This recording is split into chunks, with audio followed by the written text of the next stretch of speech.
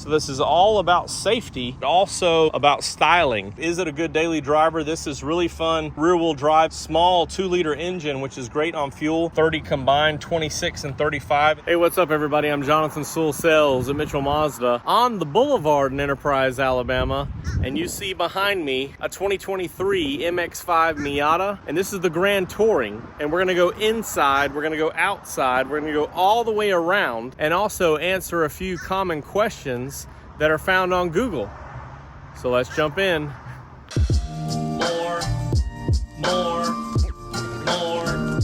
car vids. More car vids. So here's the beautiful machine gray metallic, and this, of course, as I mentioned in the intro, is the Grand Touring.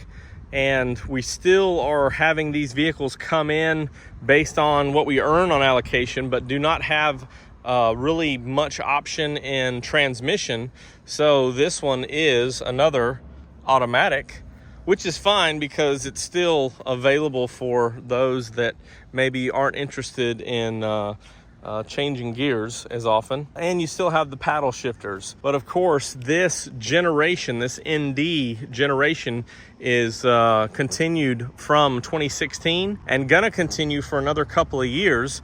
The 23, of course, this one just came in last week, and the 24s won't probably come in until January of 24. So we're gonna have several more months of 23s, and I'm really excited because there is a zircon sand in our near future here. With the Grand Touring, you do have the 17-inch alloy wheels, and these are a polished style, so look very nice, especially when you compare them to the machine gray here. And we do have a little bit of sunlight. Let me walk over here and see if I can get it without my shadow, but you can see this paint treatment is very special. Also on the Grand Touring, of course, we have the LED lights up front and the fangs down there for your daytime runners. You also have that in the back as well, as we'll see, but also a big smile, a big grill up here that allows a lot of air to come into the radiator. And of course, this one being very low to the ground does have some little bit of plastic here on the bumper to kind of help protect that on curbs and things like that. And as we go around, you also have your turn signal indicator and running light there, as well as a reflector. So this is all about safety, but also about styling. And so you can see this long hood and this rear-wheel drive longitudinal setup, and this is a 50-50 weight balance. So 50-50 weight balance with the driver. So it's excellent feel on the road.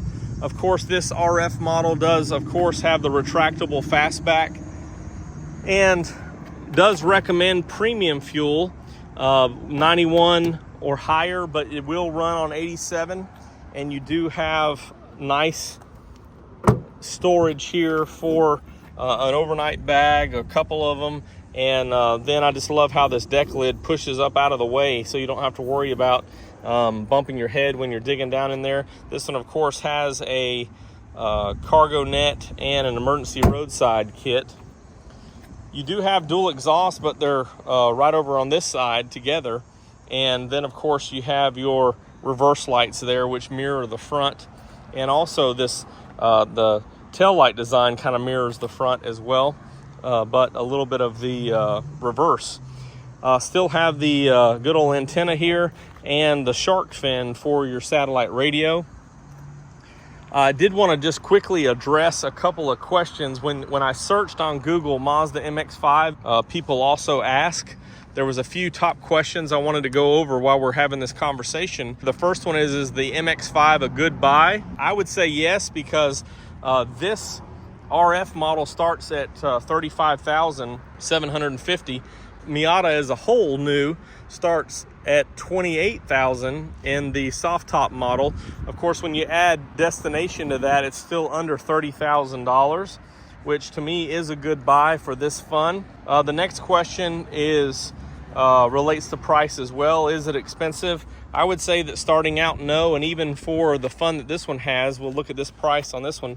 It's $38,240 with the Grand Touring, and I think that's a good price point, although I know they keep getting more and more expensive. Question that some also ask is, will the MX-5 be discontinued? No, it won't. We will see a NE, perhaps, if that's what they decide to call it, generation. Well, the next one says, is the MX-5 the same as Miata? Yes, it is. Of course, right here on these stickers, MX-5 Miata. Up here, just the MX-5 RF, which is the model.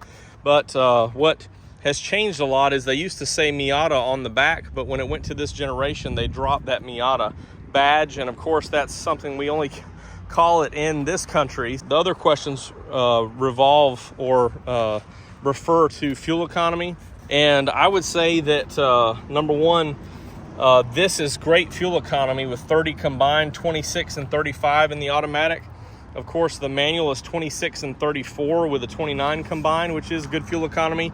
So if you do the math on this with a 12-gallon fuel tank, that's almost 400 miles of range, which make it not only a good daily driver, but also a great car for vacations. So I would recommend this still in today's market, especially when you consider it to maybe some similar rivals, such as the Toyota 86. It starts about the same price, just under $30,000. Of course, the big difference is the Miata is a full convertible at that price instead of the 86, which is a solid coupe or roof there. I think that's some good questions to ask, but while we're here, let's definitely jump under the hood. And most of those questions we just answered are answered because of this drivetrain. So is it a good daily driver? This is really fun, small 2-liter engine, which is great on fuel, but also the rear-wheel drive makes it real fun. And of course, this is mated to a 6-speed automatic, but also available as a 6-speed manual. But you can see there's really not much space in here.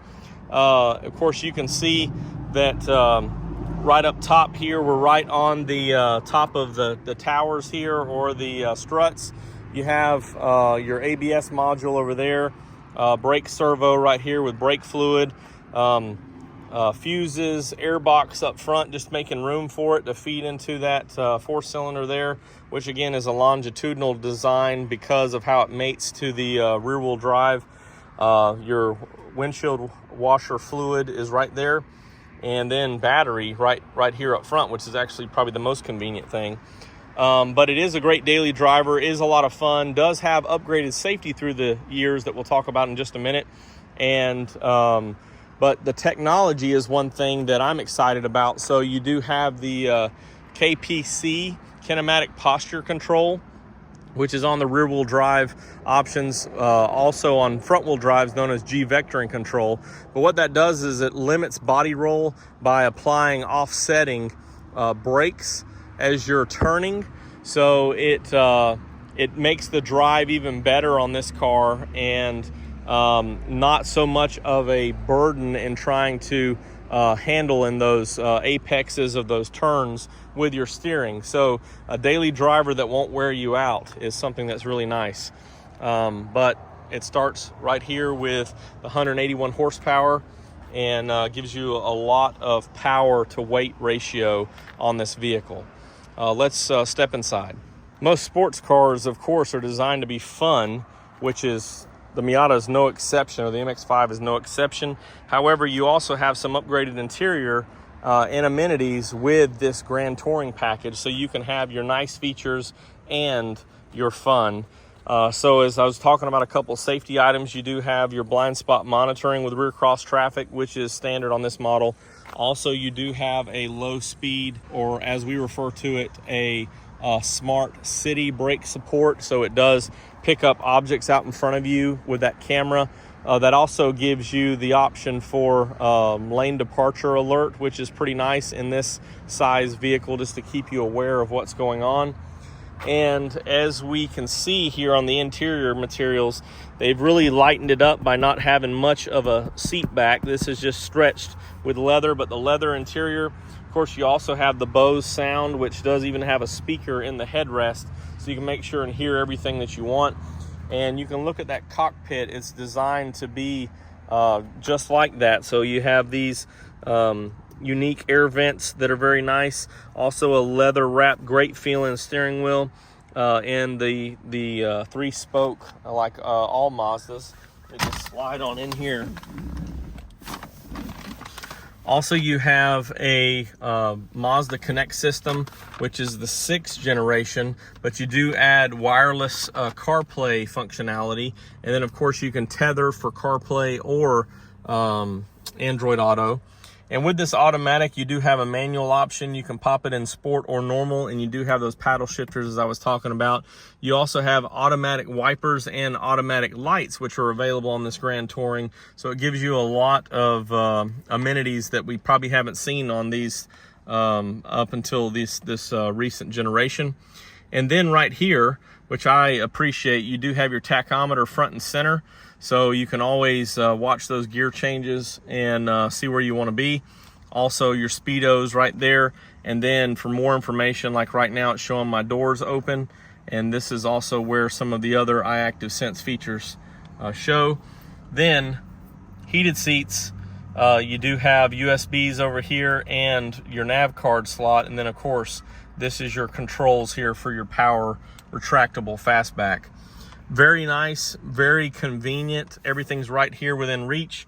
You even have the option for to store your cup holders here, or have one down here, depending on if you have a passenger riding with you or not. And lots of storage, some storage here, some behind the seat. So not just back there in the boot, but a lot of room for odds and ends of little things that you need, including this little compartment right here. So maybe some change or your keys or what have you. I think that wraps it up for our conversation of the wonderful 2023 MX-5 in machine gray. And if you have any other questions or comments, drop them down below, or you can text me at 334-718-0504. Of course, I'm excited about this model, but also the ones that we have to come this year, especially the Zircon Sand, that I'll be excited to see.